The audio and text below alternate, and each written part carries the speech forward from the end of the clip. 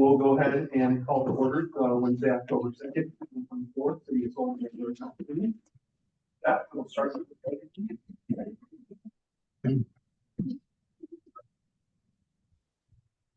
Pledge allegiance to the flag of the United States of America, and to the republic for which it stands, one nation, under God, indivisible, with liberty and justice for all.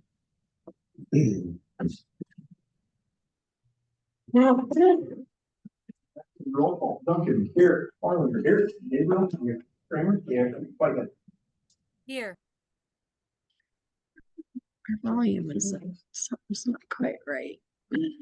She said it, I heard. Yep. Yeah, she did it. Is there a button on that needs to be on?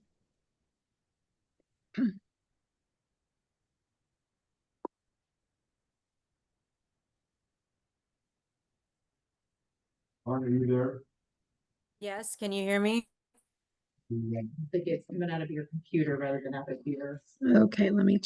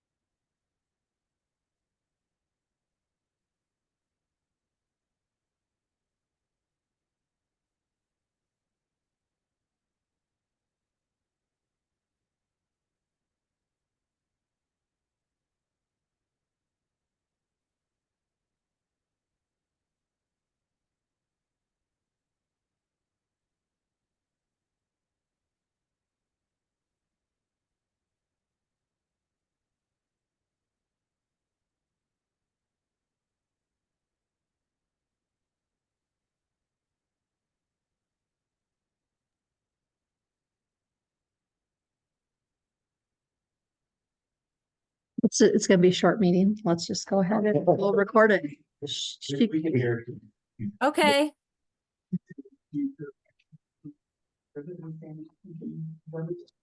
Changes. Time for anybody to speak on. You gotta, You gotta make a motion. I know you're making this short. Both by Cole, everybody done? Duncan? Yes. Farland? Yes. Gabriel? Yes. Whitehead. Yes. Now it's time for anybody to speak on non-agenda items. Next we will look at consent the agenda, so approval of minutes from September 15th regular meeting, approval of the list of bills, treasurer's report and transfers, and the building permits, which there are a few on it. But you're right, I don't even see. I'll move to approve the Yeah. consent agenda. Right, motion by Farland, that's by Kramer. Duncan? Yes. Farland? Yes. Gabriel? Yes. Kramer? Yes. Whitehead. Yes. Fire department's report we did discuss, and I will be reaching out to supervisors at the last agency meeting, just with some of the severe accidents that we've had north of town at that intersection, seeing if we can get rumble strips or something. Seems like the accidents are in the evening as the sun is setting, drivers traveling west, not seeing. I can tell you that, you're gonna have to talk to the DOT. DOT has jurisdiction of that intersection. Okay. And you can talk to the county, but, the DOT would be the one that we're gonna talk to. We're hoping that rumble strips will be Exactly, a yeah. lower cost alternative at the intersection of. Yeah.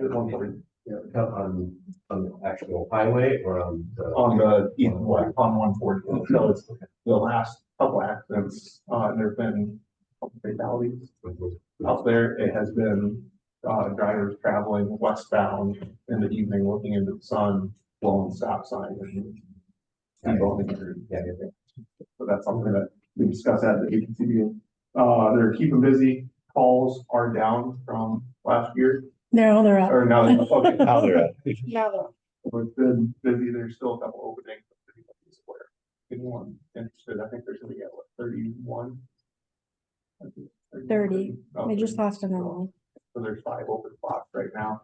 They were still feeling all right with the 30, but if there's any interest, please, spread the word there. Great. Office reports. Pass on, we'll pass on those kind of resume, just the numbers. Okay. See if we can. Oh. Some of the type. You may see it on. Yes. Request from you. Thank you. Public Works, Scott. Can tell you that, I applied for an Alliant, incentive rebate on, the proposed work that I was budgeting for, with changing out the motor starters with variable frequency drives. I had it in, this current budget. And Alliant agreed to give us $13,712.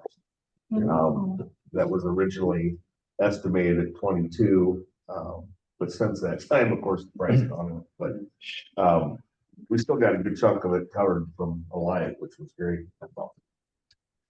The guys just finished up, West Elm Street, there by Legion Field. We had such a problem with water just following the edge of the roadway, not actually running off the roadway. So they've regraded all that. Looks really good. JDM Concrete has completed the concrete patching that we had slated for this year. Just gotta wait for Main Street to clear out, and should be by Monday, we'll have that opened up. Did receive 2 bids for the demo of the 2 houses, block away on North Dubuque. And the low bid is 18,000, from Profit Construction. Is there you guys want me to move forward with that? Who is the other one? Chris Hanley. Chris Hanley. Okay. Yeah, they're usually pretty close on, right? Yep, yep, they were within a few thousand. That is it. Yes, October is a very busy, fun time at the library. Our 4th annual Great Pumpkin Decorating Contest has started. You just need to get your pick in there by Wednesday, October 23rd, to be part of the drawing, part of the judging. There's many different categories. 8-inch diameter is how big it can be. We also just received a donation of several pumpkins today, so if you don't have one and you would like to decorate, come on by and get one. The only most important rule is don't carve it. We don't want them rotting in the library while we're looking at them, but you can add anything you'd like to make them decorated. And it's also fun to just combine and see them all. We have our first one already, a little boy dressed as Peter Pan, brought in his Peter Pan pumpkin today. So he is the first one there, and the shelves fill up, and it's just lots of fun. Friends of the library are holding their annual Halloween sale on Saturday. You can get costumes, decorations, books, DVDs, all for the fall decor, 8 a.m. till noon in our meeting. And it's a free will donation, so whatever you'd like to give to the friends in exchange. We have a Quilting 101 program on Monday the 14th. We have a Lego night for all ages on Monday the 21st at 6 p.m. Our joint library boards meeting. So annually, all 3 of the library boards meet in a social meeting just to sort of share all the different successes of those boards. That will be on Tuesday the 22nd at 6 p.m. at the library. Alexis has contracted with the author of Iowa Haunted Corridor book, and they are going to come and give a presentation about that on Tuesday the 29th at 6:30. So if you want to hear some spooky stories about haunted places over in our area, that's a fun one. We will close at 4 o'clock on Halloween to allow people to get home for trick-or-treating, but then also we will have an after-hours teen Halloween party at the library then. So they'll be the only ones there with staff from 5 to 7 p.m. having lots of fun. And I think that is everything. Unless anybody has any questions for me. Next, city engineer report, Dave. Can you guys hear me okay? Yep, keep talking. Can you hear me now? Yes. Okay. A couple of things, Trail Ridge, they're working through some punch list items on part 2. We should see a final plat for that at the next meeting. That's taken a little bit longer than we thought, but they're still working to get those items complete. We have a few site plan items that Cammy will probably cover later. Main topic is the wastewater plant. We'll be meeting with Scott, Cammy, and Dave tomorrow, going over some layouts, equipment pricing, talking about how we package those things together, site constraints, and a bunch of other things like that. So we're moving along. We're about a month behind the schedule, just trying to get the information back from the suppliers. Taking a little longer than we had hoped on that, but should make pretty good progress in getting that pulled together tomorrow, and that'll be the basis for our anti-degradation analysis, which is the step right before completing the facility plan. So tomorrow we'll have quite a bit of discussion and to get that moving forward. That's all I have. Thanks, Dave. Yeah, back in the land of the living. Yeah. Yeah, true. Takes us down to, good, streets, starting update on the package. Utilities, you have no updates, or finance, personnel, any update on the building needs still? We're working, it sounds like Jordan Creek Church have selected an engineer. They've reached out to Scott.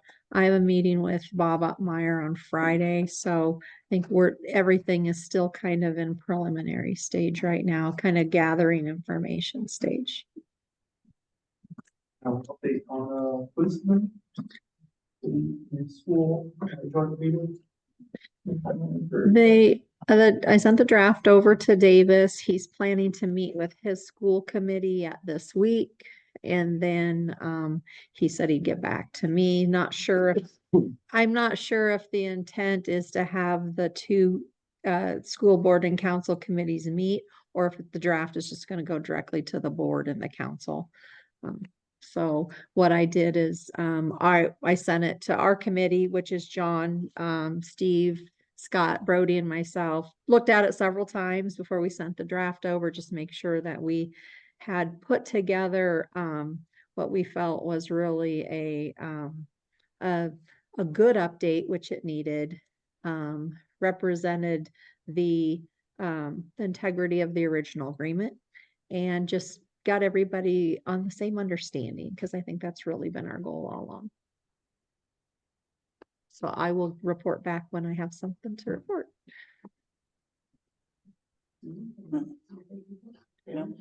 I just want to share that planning and zoning did meet last night. They had the rezoning before them for the 2 lots in Fox Ridge for the senior housing development. They did approve that. What will happen now is we'll have to give public notice in both the newspaper and to everyone within 200 feet. I'll work with Kevin to set the public hearing date. Then those notices will go out, probably be about a month before it comes before the council.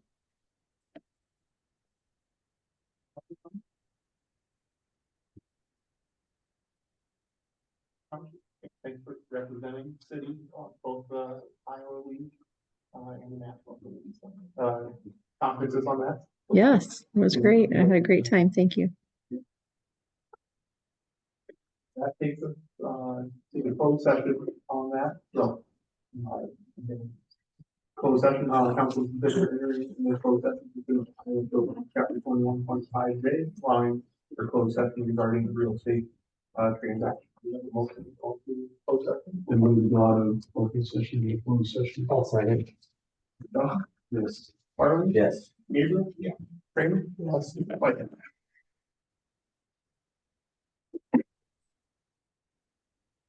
It's just